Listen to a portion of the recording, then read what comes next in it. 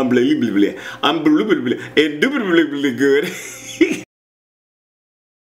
Hey fam, what's up, what's up, what's up? This is Robert Anton here, robertantonnyc.com, coming to you with your no frills, the voice commentary from a singer. Oh Lord have mercy, I was having such a good time over here watching The Voice. It was good tonight. I thought it was very good. I think last night might have been better, but tonight was very good. Tonight TeamGwen and TeamPharrell go head to head. Tomorrow 8 people will be going home, 2 from each team. That's at 8 p.m. tomorrow, the results show. And Carson announced there was record-breaking voting last night due to the new app that they have, because you can start voting as soon as the show starts, which well, anyway, what do you think about that? Tell me down in the comments. We started out, Pharrell performed Hunter, his new song. Pharrell has an infectious energy, but his falsetto work was just palatable, but the staging was nice and his energy was interesting. It also sounded like his track was lit, meaning in the background his lead vocal was on it, especially the falsetto part was on it, but it's lowered.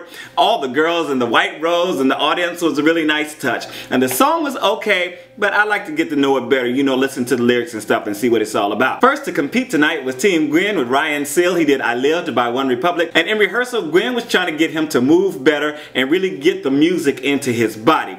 So in performance he started out with a lot of conviction and worked his chest register really well. When the big part of the song kicked in, he had a lot of focus also and didn't seem so stiff like he usually is, but he did have a few little blips and burps here and there, things that just weren't exactly right. What was going on. His big note was on point though, and he kept amping up the crowd and finished very well. Adam said his pitch was unbelievably good. Blake noticed he was singing to someone and said he had a great connection. Pharrell told him he broke out of his shell. Then TeamPharrell saw Kelley doing Piano in the Dark by Brenda Russell, and in her voiceover she was saying she was hoping for something a little more contemporary. So in rehearsal he asked them to reprogram some tracks or whatever and do this a little better and give him a little 808 and all this different stuff to try to make the track more contemporary. So in the performance, in the beginning of the song, it seemed to be just a little shaky. She was shaky on the notes. I think she may have let the emotion take over just a bit, and as she continued the song I did feel like she was pushing a little too hard emotionally and vocally. She's a lot better than this performance, I wrote. The ending was kind of sweet though. Gwen said she's so dramatic and sometimes she didn't believe it. Adam agreed with Gwen and said the drama sometimes overwhelmed the vocals. What did you guys think? TeamPharrell had Elyjuh Rene doing Latch by Disclosure featuring Sam Smith, and Pharrell was trying to get him to sing to himself and for himself in rehearsals, because he was second guessing himself because he was reading stuff online. He said reading all the stuff online and people were saying he was doing too much of this, and I've seen a few of the comments too. Oh, his face, the expressions he makes and blah, blah, blah, blah, blah. But he is enjoying his music and doing what he does and emoting, so whatever. Pharrell told him to let all of that go and just sing for himself, do what he does and make it his own. So on stage his lower register had such a nice fullness, and when he went into the little higher parts, it was so clean and crisp. He seemed very comfortable in singing to the audience, and he had a really nice big moment with some falsetto before the song launched into the backgrounds and gave a little more beat. The last falsetto run was really cool too. Pharrell, Gwen, and Adam stood for him. Gwen complimented him on his stage presence and vocals. Adam was kind of speechless and said it was unbelievable how good it was. Blake said the way he navigates the melody is amazing. And if you think the way that I do this commentary is amazing, make sure to thumb it up and let me know, let other people know. I really appreciate you guys for coming in, watching, discussing with me, and for your thumbs. Thank you very much. Next up we had TeamGwen with Bryana Salaz. She did Amnesia by 5 Seconds of Summer. So in rehearsal Gwen was trying to get her to make the song her own and connect to the lyrics, and advised her to get the story across in the first verse and gave her some things to think about to be able to connect with it. She took her notes and ran with them too. The opening of this was very touching and emotional. I was just a little annoyed with the doubling of her voice on this, somewhere in the back. I don't know if somebody was doubling, if they had something on the mic, but I was like, why do they even need that? She really brought the vocals and the emotion that was needed on her own in this and gave us the big note near the end. I felt like it was a flawless performance. Adam told her that her potential was amazing and she did a great job. Blake said she grew as a singer right before our eyes. Pharrell said he agreed with Adam and Blake and congratulated her on bringing the emotion. Then another TeamPharrell contestant, Luke Wade, did Let's Get It On by Marvin Gaye. Let's get it out. Oh, baby.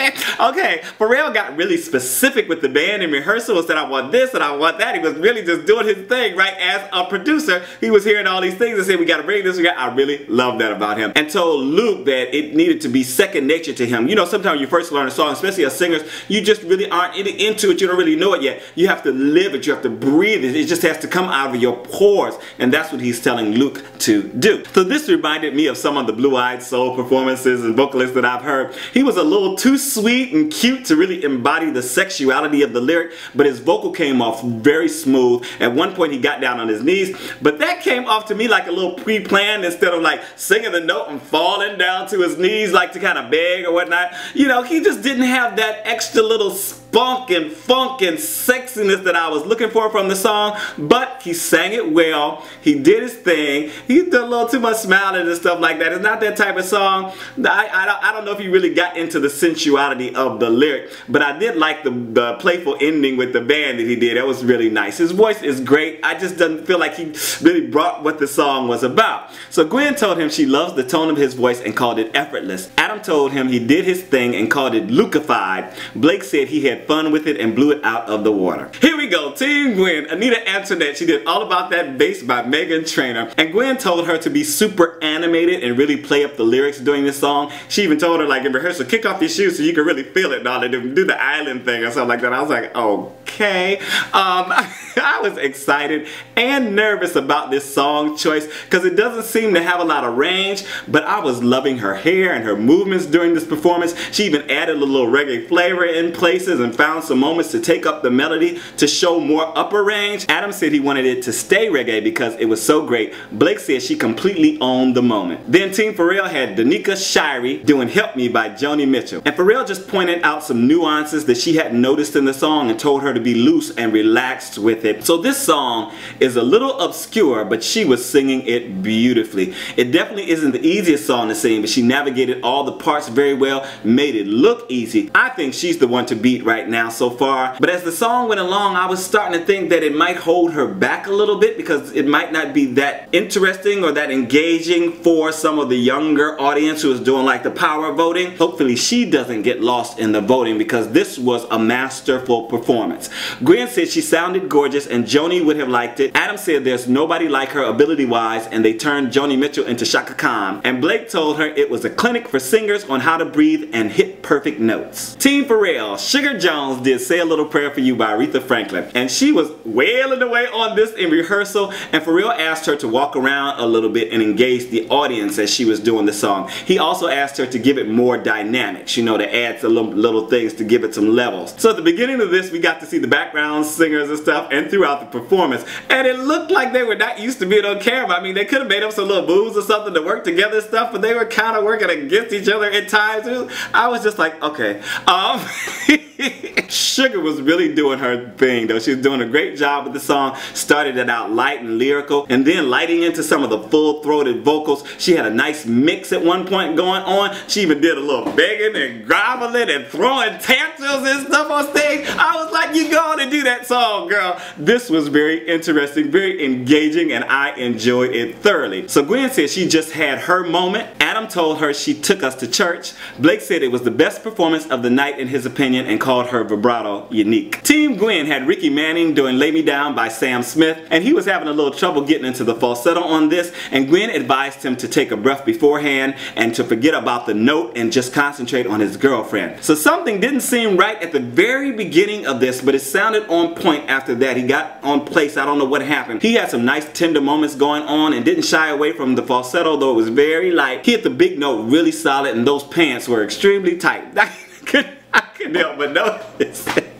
Adam told him he's made him a believer since he's been on the show. Blake called him calm and in control. Pharrell said his growth has been amazing. And last up tonight we had Team Gwen with Taylor John Williams doing Stuck in the Middle with You by Steelers Wheel. And he really changed up the vibe on this song for rehearsal, and Gwen was concerned that it might not show his fun side. So she also asked him to connect something to the lyric and throw in some smiles and open his eyes and stuff, which is some stuff that you usually don't just say, like, oh, just throw in a smile here and there. But it's like, Okay, let's see what happens. He started out this approaching the mic with a fun little step and whatnot. Looked like he was trying to get like some, you know, get some fun into it. And I was liking the vibe he had going on the song, and I could tell from watching his face though that he was trying to bring out the smiles and the lightness, but it really wasn't coming across with his interpretation of the lyrics. It actually looked like he was about to cry at one point. I was like, is this the fight going on within him or what? I was loving his vocal on this, and that last rebel yell he knocked out. I was like, oh, you better go, boy. This thing was just so, the vocal was perfect. The vocal on the song was perfect. Adam told him he's a huge fan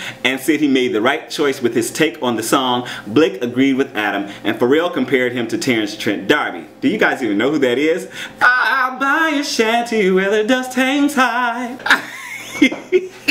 I can help myself. Carson showed the current rankings from the Voice app, and Anita, Antoinette, and Bryana Salaz were first and second. And the results show is tomorrow night, Wednesday night at 8 p.m. So hopefully I will see you guys there. This is Robert Anton, robertantonnyc.com. Thanks for sticking around, for your thumbs, and I am out. Peace.